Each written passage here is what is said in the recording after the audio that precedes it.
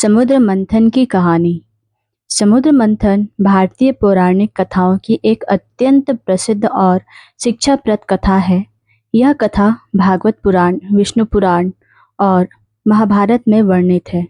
इसमें देवताओं और असुरों द्वारा समुद्र का मंथन करके अमृत प्राप्त करने की कहानी है, जो जीवन और मृत्यु, भक्ति और बुराई और सहयोग की अद्भुत मिसाल पेश करती है।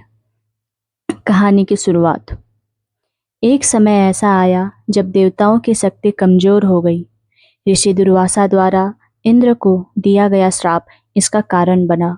इसके फलस्वरूप असुरों ने तीनों लोकों पर अधिकार जमा लिया। देवता बहुत चिंतित हुए और उन्होंने भगवान विष्णु से सहायता मांगी। भगवान विष्णु ने कहा कि अमरता प्राप्त करने के लिए उन्हें समुद्र मंथन करके अमृत निकालना होगा, लेकिन यह कार्य केवल देवताओं से नहीं होगा, इसमें असुरों को भी शामिल करना होगा।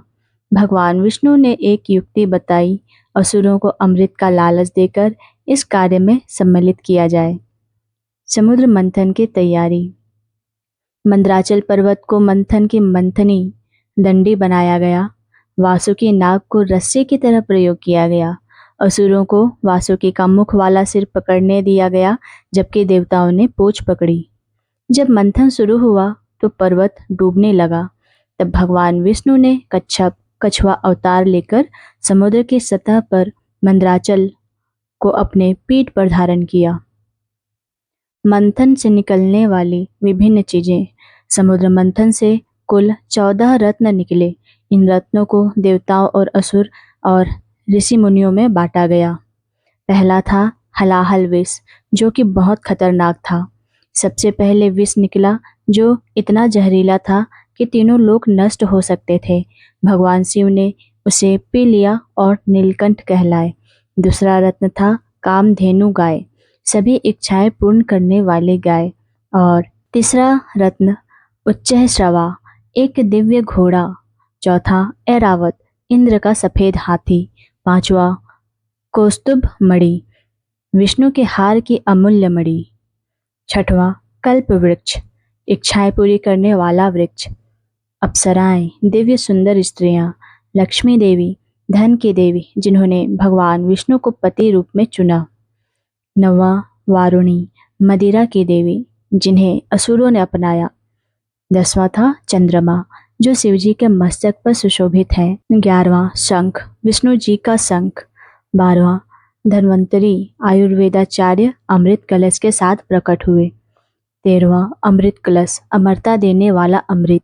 14वां अन्य दिव्य औषधियां और रत्न।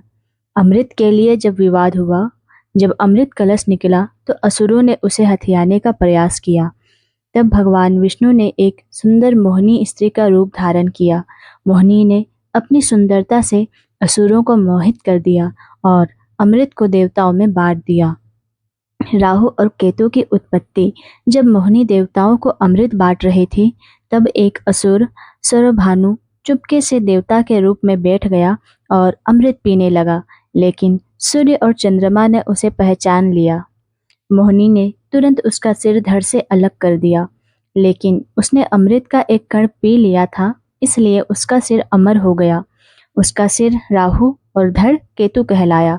यही कारण है कि राहु और केतु सूर्य और चंद्रमा से शत्रुता रखते हैं और ग्रहण करते हैं। तो दोस्तों, कहानी का सार। सामूहिक प्रयास से ही महान कार्य संभव है। भलाई के लिए कभी कभी छल भी जरूरी होता है। ईश्वर सदा धर्म की रक्षा के लिए किसी न किसी रूप में प्रकट होते हैं। अहंकार और लालच अंततः विनाश की ओर ले जाते हैं। आशा करते हैं दोस्तों, आपको हमारी कहानी अच्छी लगी होगी। ऐसे ही धार्मिक कथाएं सुनने के लिए हमारे चैनल को सब्सक्राइब कर सकते हैं। धन्यवाद।